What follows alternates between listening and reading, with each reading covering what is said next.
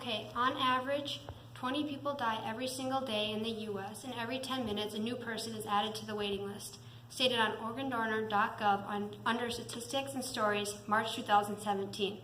Unfortunately, heart disease is very common, and most people aren't able to get a heart transplant. I'm here to inform you today about VAD, or the ventricular assist device, that allows people suffering from heart failure a second chance at life. Transplants are in high demand all around the world. Just in the U.S., there's 116,000 people who are on the National Transplant Waiting List as of August 2017, also stated on organdonor.gov. The ventricular assist device is a device that allows your heart to keep pumping fresh blood. Today, I'm going to talk about the history of the device, how the device works, and someone who may need the device. First, I'm going to talk about how the device came about. According to the article, Research on the History of the Ventricular Assist Device and Total Artificial Hearts by Luc Briquet, published in 2012, 1958 animals were the first test subjects of a total artificial heart. Then later, humans were the next step for a total artificial heart. But then by 1982, they developed the first clinical pump, which was then released. But then, that was at first unsuccessful. Over time, they developed the VAD. The first technologies of the VAD were temporarily used until someone was able to get a transplant. Then by 1984, they developed the first electrical pump. And then by the 1990s, the first total implantable pump was created by Heartware International. Now that you have more background knowledge on what the VAD is, I'm going to talk to you more about what it does. VAD, or the ventricular assist device, is a device that allows your heart to keep pumping fresh blood to your body if you are suffering from heart failure.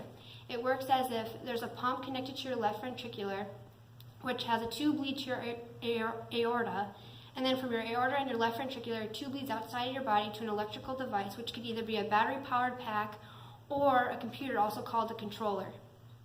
This device pulls fresh blood from your lungs through the pump to your aorta, and then is a continuous cycle pumping fresh blood through your body. According to Heartware, it's the smallest full-output long-term circulatory assist device, which is outstanding development since 1982. Now that you know what this device does, I'm going to talk to you about some people who might need this device. In the article Choices by Heartware, published in 2016, a statistic says that 42% of all transplants worldwide that are bridged to transplant with VAD, and there's been a 400% increase in VAD since 2008.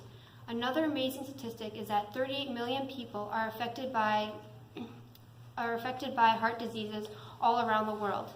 Many of you probably know someone who's been affected by heart diseases or someone who has died from a heart failure. One famous person you may know is Rod Carew. He has been suffering from heart failure for several years. On the website heartnews.org, in the article Past, Present, and Future of LabVADs 2017, states that he has been suffering from heart failure for several years, but finally on October 2nd, 2015, he was given the ventricular assist device. He was going to get a transplant, but the doctors thought that if he was given a transplant, his body would fail and he would die. But now, he is now 71 and continues to tell his story, and he's alive and happy with the ventricular assist device. This device is for people who suffer from acute heart failure and use it as a bridge to transplant or for recovery. But in most cases, it is used for end-of-stage heart failure for people who are not able to get a transplant. Stated in the article, How Many Acute Heart Failure Transplant Patients Need a VAD by Hermanson and published in 2008. Now that you know more about this device, I'm going to go over some of the main points. Ventricular assist device is a device that allows your heart to keep pumping fresh blood if you have heart failure since 1982. 20 people die every single day who are on the waiting list for a transplant. This device is important for most people. After informing you more about this ventricular assist device, I hope you understand the importance it plays in people's lives.